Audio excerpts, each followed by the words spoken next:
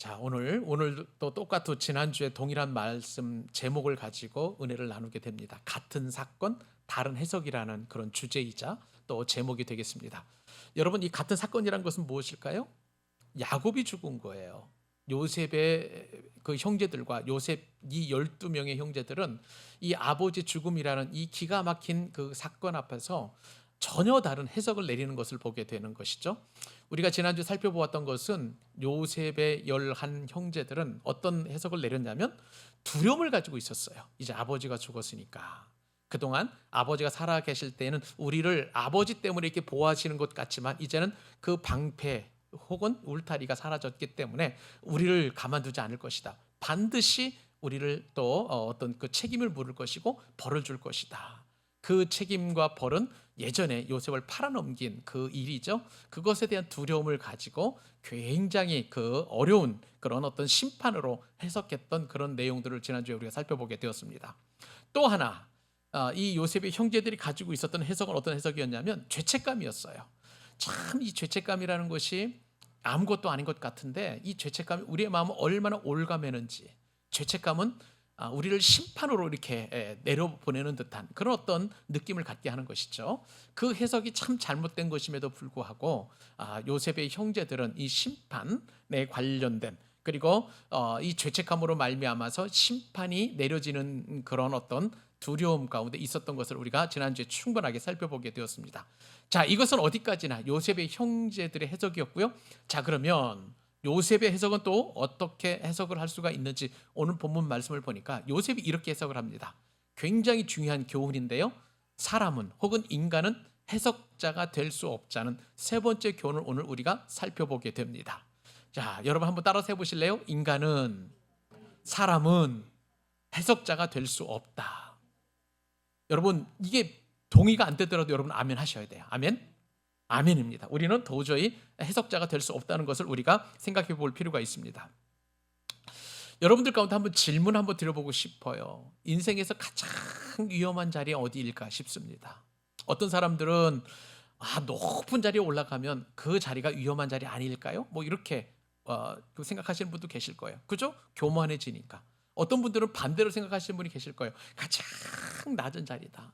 저 낮은 자리에 내려가면 희망도 없고 또 어떤 소망도 없고 인생에 낙도 없을 것 같으니까 가장 낮은 자리에 가면 거기가 가장 위험한 자리가 아니겠느냐라고 그렇게 말씀하실 분도 계실 것 같은데, 제가 본문 말씀을 묵상하면서 느낀 것은 무엇이냐면요, 인간에게 있어서 사람에게 있어서 가장 위험한 자리는 높은 자리도 아니고 낮은 자리도 아니고 하나님의 자리라는 것을 우리가 알게 됩니다.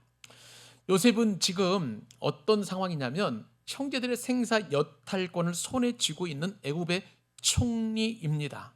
그런데 이 권력의 정점에서 그 형제들을 향한 이 복수의 칼날을 휘두를 수 있었던 이 요셉임에도 불구하고 하나님처럼 심판의 자리에 있지 아니하고 심판의 자리에 내려와서 자신에게 부여된 그 권한을 오히려 형제들을 위로하고 형제들에게 소망을 주는 그 겸손한 모습을 보이고 있다는 것이 오늘 우리에게 주시는 굉장히 큰 위로이자 기쁨이라는 것을 우리가 알게 됩니다. 오늘 말씀 우리가 19절인데요. 이 교훈이 들어있는 19절 말씀 다시 한번 우리 읽어보도록 하십시다. 시작. 요셉이 그들에게 이르되 두려워하지 마소서, 내가 하나님을 대신하리이까. 여러분, 요셉이 형제들에게 이렇게 두려워 떨고 죄책감을 가지고 있고 자신을 종으로 여겨달라고 이렇게 구걸하고 애걸하는 이 형제들에게 요셉이 꺼낸 첫 마디가 무엇이냐면, 여러분 놀랍게도 두려워하지 마소서. 뭐라고요? 두려워하지 마소서. 이 두려워하지 마소서라는 말이라고 합니다. 여러분, 이 두려워하지 말라고 할 때 히브리어 원어를 제가 보니까, 여러분들이 어려운 말씀 드려서 죄송합니다. 이 원어를 알타라우라고 하는데, 이 알이라는 전치사가 명령형인데요. 이게 그것이 어떤 뜻을 가지고 있냐면 진행 중인 그 행동을 즉각 멈추라, 더 이상 하지 마, 그런 강력한 명령의 뜻을 가지고 있는 것을 보게 됩니다. 지금 형제들은 두려운 거예요. 요셉이 혹시나 이제 곧 우리들을 어떻게 하지는 않을까 그렇게 두렵게 떨고 있는 그 형제들에게 두려워하지 마라고 하시는 어떤 강력한 그 어떤 명령형의 그 말을 하고 있는 거예요. 그것을 이제 형제들이니까 아무래도 존칭어를 쓰는 것이죠.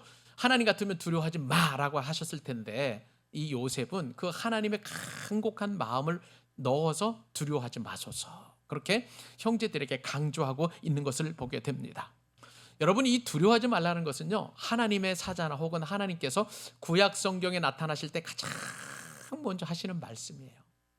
이사야에게도 아브라함에게도 믿음의 사람들에게도 나타나셔서 제일 먼저 하시는 말씀이 두려워하지 말라, 두려워하지 말라라고 그렇게 말씀하시는 귀한 은혜이자 또 위로의 말씀인 것입니다. 그러면서 요셉은요, 두려워하지 마소서라고 그렇게 이야기하고 있는데 이 말은 단순한 위로가 아니에요. 나는 당신들을 심판하는 자가 아닙니다라고 하는 그 의미를 듬뿍 담아가지고 그렇게 이야기하고 있는 것을 보게 됩니다. 자, 이게 무슨 말일까요? 여러분, 하나님께서 사람에게 나타난다는 의미는 무엇인가요? 심판하기 위함인 거예요. 그렇기 때문에 구약의 모든 사람들은 그것이 믿음의 사람이든 또 그다음에 불신자의 사람이든 이방 사람들이건 간에 하나님이 나타나셨다는 것은 야, 나는 죽었구나라는 그런 의미를 가지고 있기 때문에 자, 그런 상황인데요. 그런데 요셉이 그 하나님의 말씀인 두려워하지 마소서라고 이렇게 이야기하는 것은 나는 당신들을 심판하거나 당신들을 해하거나 하는 그런 위치에 있는 자가 아니고 나는 심판하는 하나님이 아닙니다라고 하는 그런 의미이기도 하는 거예요. 그러니까 이 두려워하지 말라라는 것은 이 형제들에게 그 어떤 말보다도 가장 위로가 되고 그리고 두려워하지 말라는 이 말 한마디 때문에 형제들은 소망을 발견하게 되는 엄청난 위로의 말씀이라는 것이죠. 그러면서 요셉이 어떤 말을 하냐면 내가 하나님을 대신하리이까 라고 그렇게 이야기합니다. 여러분, 이게 무슨 말씀이냐면요, 하나님을 대신한다는 것은 원어적인 의미는 뭐냐면은 이 대신한다는 말은 어디 아래라는 그런 뜻을 가지고 있어요. 자, 그러면 이 원어의 의미를 살펴서 제가 이 말씀을 해석해 드리도록 하겠습니다. 내가 하나님을 대신하리까라는 것은 무엇이냐면요, 내가 하나님 아래에서 하나님과 동등한 위치로서 하나님처럼 그렇게 심판하는 그런 자이니까라고 하는 그런 뜻을 가지고 있는 거예요. 그러니까 결국은 자신은 하나님이 아닙니다. 나는 당신들을 심판하는 자가 아닙니다. 라는 그런 뜻을 가지고 있는 거예요. 자신, 요셉뿐만 아니라 요셉만 하나님을 심판하는 자가 아니라 사람 그 누구라도, 인간 그 누구라도 하나님처럼 그럼 심판하는 자리에 앉을 수 있다. 하나님처럼 그 심판하는 자 아래에서 그 권한을 행사할 수 있는 사람은 아무도 없다라고 하는 요셉의 믿음의 결기이기도 하고요, 믿음의 고백이기도 한 것이죠. 자신뿐만 아니라 사람 누구라도 하나님을 대신해서 그 누구라도 심판할 수 없다라고 이야기하는 것, 이것이 바로 요셉이 지금 해석하는 그 내용이라고 할 수가 있는 것입니다. 여러분, 이 말을 통해서요, 우리는 굉장히 중요한 교훈을 알게 됩니다. 구약 학자인 월터 그루그만이라고 하는, 제가 자주 인용하는 이제 구약 학자가 있는데요, 이분이 이 부분에 대해서 이렇게 해석을 해놓았어요. 요셉은 일관되게 자신을 하나님의 도구로 이해를 했지 하나님처럼 어떤 심판이나 또 그다음에 인생을 해석하는 주관자나 그런 정도로 해석하지 않았다고 하는 것을 제가 읽고 되면서 굉장히 큰 참 은혜를 받았습니다. 요셉의 장점이라고 할까요? 요셉의 특징이라고 할까요? 그것은 일관되게 항상 하나님처럼 그렇게 굴려고 하는, 하나님처럼 그렇게 높아지려고 하는 것이 하나도 없었다는 거예요. 이게 요셉의 장점이라는 것을 우리가 알게 됩니다. 여러분, 이것이 왜 위대하냐면 우리는 조금만 높아지거나 조금만 우리가 어떤 남들보다 우월한 위치에 있다면 항상 심판하던 것을, 심판의 자리에 있으려고 하는 것을 보게 돼요. 무슨 말씀인가요? 내가 남들보다 성경 더 많이 읽으면 내가 성경 많이 읽었다라고 우쭐해지고, 성경 안 읽는 사람에 대해서 자꾸 우리가 뭐라고 할까요? 비평하거나 내지는 아이고 정말 신앙생활 몇십 년 하면서 저도 성경 한 권도 제대로 못 읽어, 이렇게 우리가 심판할 수 있는 거, 이게 하나님의 자리에 하나님을 대신하는 것이거든요. 또 우리가 얼마 정도의 어떤 재산이 있다고 한다면 재산 없는 어떤 주변의 사람들이나 친척들이나 형제들에 대해서 나는 이렇게 돈을 많이 벌고 또 그다음에 이 정도 유지하고 있는데 겨우 입에 풀칠할 정도라고 이렇게 판단하는 그런 마음이 있다면, 요셉과 반대로 이처럼 하나님을 대신하는 그 자리에서 심판하는 것이라고 할 수가 있는 거예요. 우리는 절대 그 누구라도 그 어떠한 그 상황이라도 이렇게 하나님을 대신해서는 안 된다는 것을 우리는 이 요셉의 말씀을 통해서 우리는 정말 우리 사이에, 우리 삶에 적용해야 될 줄로 믿습니다.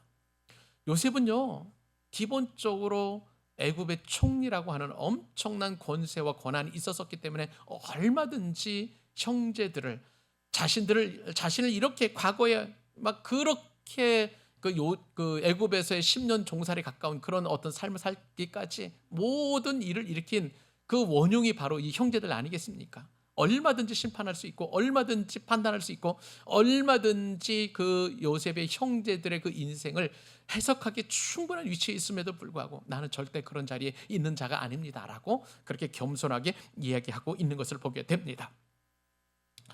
여러분, 독일의 그 유명한 신학자 가운데 디트리 보네퍼 목사님이 계십니다. 그분이 지은 책 가운데 나를 따르라고 하는 그 책이 있는데요, 그 책에 이런 말을 한 것을 제가 인용을 합니다.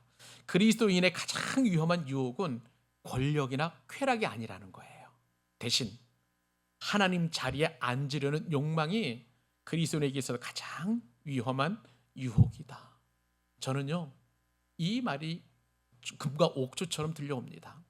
저도 얼마나 교만한지, 조금만 뭐가 좀 뭐 이렇게 있고, 그 다음에 뭐가 조금 제 나름대로 만족이 느껴진다면 하나님처럼 그렇게 자리에 올라가려고 하는 유혹이 얼마나 많은지 몰라요. 참 못됐다고 생각을 합니다. 하나님 보시기에는 이런 죄를 얼마나 싫어하실까요? 목사든 장로든 권사님이든 또 집사님이든 상관없이 그 누구라도 조금만 우월해져서 남을 판단하고, 남을 평가하고, 남을 비하하고, 남을 나보다 낮은 자리에 있는 저 정도밖에 안 되는 그런 인간이라고 그렇게 비평하고 평가한다면, 오늘은 우리 이 귀한 은혜의 말씀을 잘 귀담아 듣고 절대 우리는 하나님 위치에 올라서는 안 된다는 것을 여러분 꼭 명심하실 수 있기를 바랍니다. 심판자는 누구이십니까? 사람이 아니에요. 판단자는 누구예요? 내가 아니에요. 그렇기 때문에 나는 판단하거나 심판할 수 있는 권한이나 주권이 하나도 없는 사람들이에요. 그렇기 때문에 우리는 항상 이러한 생각과 이러한 믿음의 겸손들을 우리의 기본적인 생각에 장착을 해야 되고요, 믿음 생활이나 신앙 생활에 장착해야 될 줄로 믿습니다. 여러분, 만약에 제가 그런 위치에 있다고 생각이 된다면 여러분들 강하게 저를 질타하셔야 되고요, 목사님 정신 차리라고, 목사님 회개하시라고 이렇게 말씀하셔야 됩니다. 마찬가지예요. 저도 여러분들에게 목회자로서 삶의 모범을 보이고 신앙의 모범을 보여야 될 뿐만 아니라, 만약에 하나님을 대신하는 그 자리에 있다고 한다면 얼마든지 과감하게 그렇게 여러분들에게 요구하고 또 그렇게 말씀을 드릴 것입니다. 서로 간에 우리는 하나님 자리 위치에 올라가서는 안 되는 거예요. 하나님처럼 높아져서도 안 되는 것이고, 하나님처럼 판단해서는 안 되는 자리임을 우리는 꼭 기억해야 될 줄로 믿습니다. 여러분, 말씀을 들으면서 내가 내려놓아야 될 자리가 무엇인지 그걸 생각해 보실 수 있기를 바랍니다. 누군가의 인생을 함부로 재단하려고 하면 그 자리에서 내려오셔야 돼요. 고난을 성급하게 단정하는 그런 어떤 자리가 있다면 정말 그 자리에서 여러분 내려오셔야 돼요. 왜냐하면 나는 내 고난을, 내 환난을 해석할 수 있는 자리에 있는 사람이 아니기 때문에 그러는 거예요. 어디 그뿐입니까? 타인의 동기를 확정하는, 저 사람은 원래 가난해서 저렇게 말할 수밖에 없어, 이렇게 타인의 어떤 고난이나 어려움을 확정하는 자리에서도 내려오실 수 있기를 바랍니다. 그리고 무엇보다도 내 삶의 최종 판결을 내려서는 안 되는 거예요. 내가 실패해도, 내가 넘어져도, 낙심해도, 내가 고난에 빠지고, 내가 어려움이 있고, 내가 건강이 또 좋지 않다 할지라도, 내가 뭔가를 잘못해서 하나님께서 이렇게 벌하실 수밖에 없어, 내가 그렇게 스스로 내 자신에 대해서 심판해서도 안 되는 거예요. 여러분, 내 삶의 해석자는 누구이십니까? 예수 그리스도이십니다. 최고의 심판자, 최종 심판자입니다. 내 이웃의, 내 가정의 최종 판단자는 누구이세요? 예수님이세요. 그리고 우리 교회의 최종 판단자 누구이십니까? 예수 그리스도이심을 믿습니다. 이 나라와 이 민족과 우리의 모든 것을 최종 판단하신 분은 바로 예수님이세요. 그래서 우리는 최종 판단하는 자리, 심판하는 자리, 모든 것을 해석하는 자리에 내려와서 하나님께 양보하고 우리 삶을 그분의 뜻에 맞추어서 순종해 나가는 지혜로운 저와 여러분 되실 수 있기를 우리 주님의 이름으로 축복합니다. 아멘. 자, 오늘 본문에서 이제 마지막 네 번째 교훈을 우리가 살펴보도록 하겠습니다. 네 번째 교훈은 무엇이냐면, 하나님께서는요, 같은 사건을 어떻게 해석하시냐면 생명의 보존으로 해석하신다는 거예요. 이게 너무 이 말씀의 핵심이라고 생각합니다. 같이 한번 따라서 보실래요? 하나님은 같은 사건을 생명의 보존으로 해석하신다. 너무 중요하기 때문에 여러분들에게 이걸 강조해 드리는 거예요. 우리는 어떤 사건이 일어나면 어떻게 해석하냐면, 아이고 나는 이제 망했구나, 나는 원래 이런 사람이야, 이렇게 멸망하고 실패하고 좌절하고 낙심하는 쪽으로 해석을 하지만 아니에요. 하나님은 그 똑같은 사건을 통해서 생명을 보존하게 하시는 쪽으로 해석을 하신다는 거예요. 여러분, 영화를 볼 때 한번 생각을 한번 해보시기 바랍니다. 어떤 영화가 만약에 여러분 참 재밌어가지고 한 편 보아서는 만족을 못해가지고 두 번 볼 때가 혹시 있죠? 자, 그러면 첫 번째 볼 때 영화하고 두 번째 볼 때 영화하고 여러분 생각이 다르다는 것을 여러분 느끼게 될 것입니다. 무슨 얘기입니까? 똑같은 내용이에요. 똑같은 등장인물이고 앞으로 또 어떤 일이 일어날지를 여러분들은 두 번째 볼 때는 다 알고 있지만, 그런데 그 결말을 알고 있기 때문에 각각의 일어나는 사건들에 대해서 의심하지도 않고 두려워하지도 않고, 이 일 때문에 이렇게 결론 맺어지는구나라는 것을 여러분 자연스럽게 이해할 수 있는 거예요. 그렇죠? 이것이 바로 하나님께서 우리의 인생을 모든 사건을 해석하시는 원칙이라는 거예요. 그래서 오늘 말씀 마지막 이제 20절과 21절 말씀, 이 원리가 어떻게 해서 나오는지 같이 한번 또 우리 마지막 읽어 보실 수 있기를 바랍니다. 읽겠습니다. 당신들은 나를 해하려 하였으나 하나님은 그것을 선으로 바꾸사 오늘과 같이 많은 백성의 생명을 구원하게 하시려 하셨나니, 당신들은 두려워하지 마소서. 내가 당신들과 당신들의 자녀를 기르리이다 하고 그들을 간곡한 말로 위로하였더라. 아멘. 여러분요, 이 말씀은요, 이제 요셉의 형제들이 그 엄청났던 갈등의 마침표를 찍는 어떤 구원사의 어떤 대단원을 막을 내리는 그런 말씀과도 같은 참 중요한 말씀이라고 할 수가 있겠습니다. 또 이 말씀은 사건의 해석자이신 그 하나님의 은혜를 아주 사실적으로 요셉이 잘 묘사한 그런 말씀인데요. 자, 요셉이 어떤 말을 하는지 우리 잘 살펴보도록 하겠습니다. 20절 말씀을 보니까 당신들은 나를 어떻게 했다는 거예요? 해하려 하였으나. 여러분, 이 해하려 하였다는 것은 아주 굉장히 재밌는 말인데 어떤 거냐면은, 여러분, 해하다 한다는 것은 이것은 악이라는 뜻이에요. 이제 라라는 것인데, 해하다는 것은 나에게 악행을 저지르려고 하는 것, 악한 의도를 가지고 행동을 하는 것, 그런 악을 이야기할 때 이 악이 바로 해하려 한다는 그런 뜻을 가지고 있는 거예요. 그러니까 당신들은 나를 악한 행동으로 그렇게 나를 이렇게 어렵게 하려고 하였으나, 그 다음 말씀 보세요. 자, 그 뒤에 말씀을 보니까 어떻게 이야기를 하냐면, 하나님은 그것을 어떻게 했다고요? 선으로 바꾸었다. 그렇게 이야기하고 있습니다. 여러분, 이 선이라는 것은 토바라는 단어를 씁니다. 이 선은 뭐냐면은, 제가 몇 번 이제 설교라든지 아니면 이제 그 성경 공부할 때 여러분들에게 몇 번 말씀을 드렸습니다만은, 자, 하나님께서 천지를 창조하시고 보시기에 어떻다고 했어요? 좋았더라. 이 좋았더라가 하나님이 보시기에 좋은 것이 바로 토브라는 단어입니다. 그러니까 이 선이라는 것은 명사형으로 토바라는 단어를 쓰는데, 여러분 잘 보세요. 형제들은 나를 행하려 하였으나, 악으로 행하였으나 하나님께서 그것을 어떻게 했다고요? 선으로, 톱으로 그렇게 해석을 했다는 거예요. 똑같은 사건입니다. 그런데 형제들은 나를 그 아버지의 죽음이라는 그 사건에 대해서 형제들은 나를 악행이라는 이 라하로 보셨지만, 하나님은 그것을 선으로 바꾸셨다는 거예요. 톱으로 보셨다고 지금 요셉의 해석의 관점을 완전히 형제들에게 바꾸어서 말하고 있는 것을 보게 됩니다. 여러분, 이것이 굉장히 중요한데요. 요셉은요, 형제들의 그 악행에 대해서 전혀 그것이 잘못 아니라는 말을 하지를 않아요. 저는요, 이 말씀을 통해서 굉장히 큰 은혜를 받게 되었습니다. 자, 이게 무슨 말일까요? 요셉은요, 형제들의 죄를 축소하지 않았어요. 그리고 형제들의 그 잘못에 대해서 형님들 잘못하지 않은 것이 아닙니다라고 그렇게 이야기하지 않았다는 거예요. 악행은 악행이라고 인정하는 것이 하나님께서 선을 행하게 하시는 굉장히 중요한 그 어떤 동기가 된다는 것을 우리는 깊이 이해해야 할 필요가 있습니다. 여러분, 우리가 어떤 문제를 가지고 화해를 한다고 할 때요, 그 화해를 할 때 우리가 흔히 놓치지 말아야 될 것은 무엇이냐면, 그 화해를 하기까지 과정이 오기까지 문제를 일으키는 어떤 동기들이 있을 거 아니에요. 그럼 그 동기들을 그대로 인정해야 합니다. 가해자이든지 피해자이든지 내가 정말 잘못했어 라고 하는 충분한 가해자의 어떤 인정이 있어야 되고요. 피해자 입장에서도 용서를 해줘야 되는 피해자 입장에서 보면 그것은 정말 나쁜 일이야, 그것은 정말 악한 일이야, 그렇게 해서는 원래는 해서는 안 되는 일이었어 라고 분명하게 인정해야 된다는 거예요. 피해자는요, 그렇게 용서를 구하면 우리는 자꾸 이런 유혹에 시달립니다.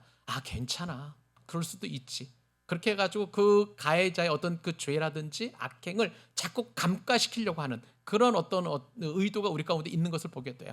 제 성품상 그런 것이 참 많은 것을 보게 됩니다. 오늘 말씀을 통해서 저도 이제는 좀 삶의 태도를 바꾸려고 해요. 잘못했으면 잘못한 것에 대해서 분명하게 인정을 하도록 그렇게 이야기하고, 그것이 왜 정말 악한 일이었는지를 충분하게 그렇게 여러분 설명을 할 필요가 있는 거예요.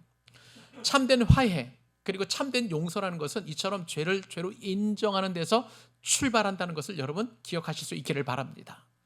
여러분, 예수님께서 십자가를 지셨을 때, 그 십자가를 지실 때 주님께서는 인간의 죄 없음을 그냥 간구하고 넘어가신 게 아니에요. 예수님께서는 그 십자가를 지셔야 되기까지 그 인간의 모든 악행들이 얼마나 악한지를 충분하게 인정하셨어요. 그렇기 때문에 그 죄를 용서하는 방법은 내가 십자가를 지는 방법밖에 없다라고 주님께서는 알고 계셨던 거예요. 결코 인간의 죄를 희석화시키거나 약화시키지 않고 충분하게 드러내셨습니다.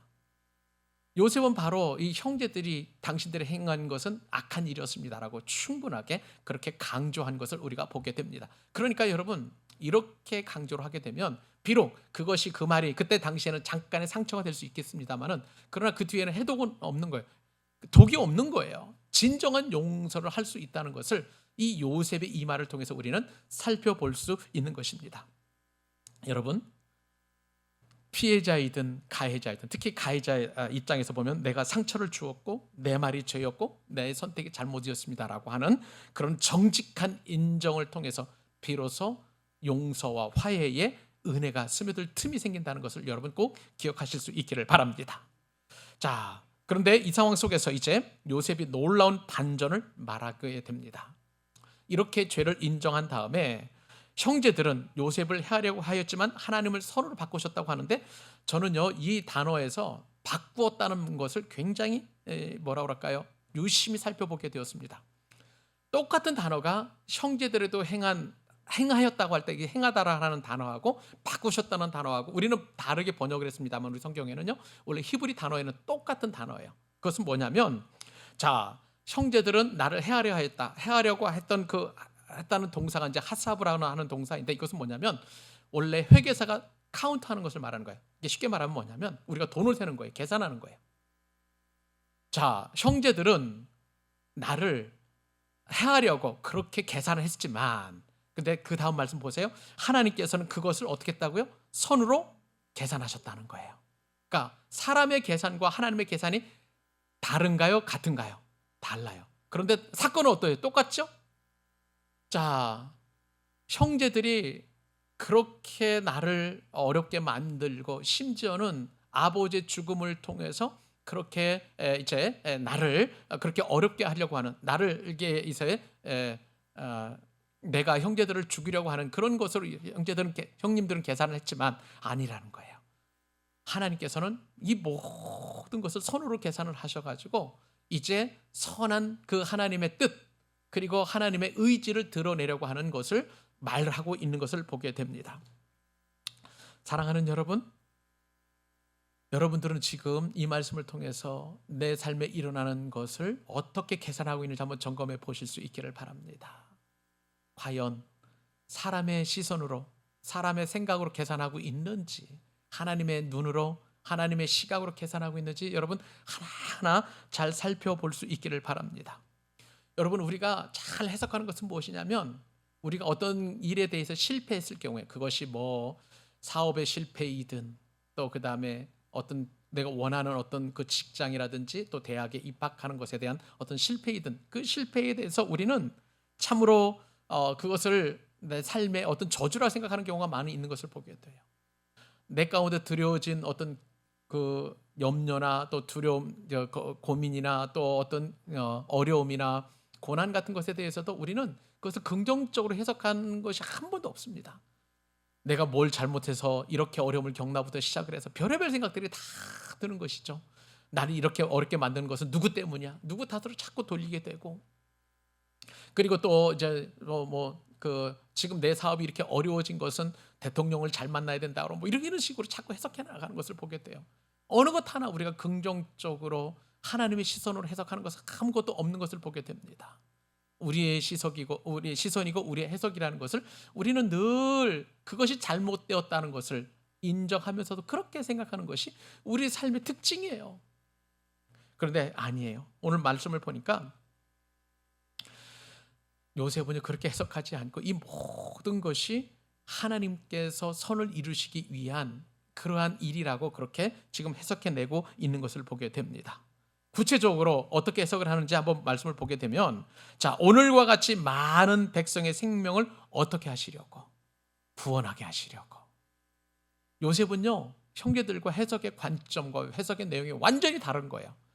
비록 형제들은 나를 해하려고 그렇게 나를 어렵게 만들었지만 하나님께서는 그 악을 선으로 이렇게 계산하셔서 많은 사람들의 생명을 보존하게 하시려고, 구원하게 하시려고 지금 이렇게 한 것이라고 나는 그렇게 봅니다. 그렇게 형제들에게 말씀하고 있는 거예요. 많은 백성의 생명을 구원하게 하셨나니라는 이 말을 좀 구체적으로 살펴보니까, 생명을 구원하다라는 말은 많은 백성을 살아있도록 하게 함이라라고 그렇게 해석하고 있는 거예요. 그렇죠? 자, 여러분 보세요. 요셉의 꿈에 따르면 이제 가나안 땅과 애굽 그리고 전 세계에 엄청난 풍년과 함께 엄청난 기근이 들게 될 거예요. 그래서 요셉을 미리 내려가서 이 풍년 동안 이 흉년을 대비할 수 있는 대비책을 강구할 수 있도록 하나님께서 요셉을 애굽으로 내려보내실 수밖에 없는데, 그 과정에 형제들의 나쁜 생각들과 행동들이 쓰임을 받게 된 거예요.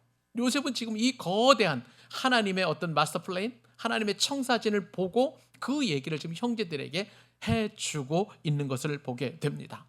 왜요? 많은 사람을 구원하기 위한, 그 많은 사람 안에는 애굽 백성들뿐만 아니라 가나안 백성들뿐만 아니라 실질적으로는 야곱과 그 가족들을 구원하시기 위하여, 그리고 그 구원을 통해서 장차 메시아가 이 땅에 오시기까지의 모든 것들을 다 준비하시기 위한 하나님의 엄청난 마스터 플랜을 지금 요셉이 형제들에게 말씀하고 계시는 것을 보게 됩니다.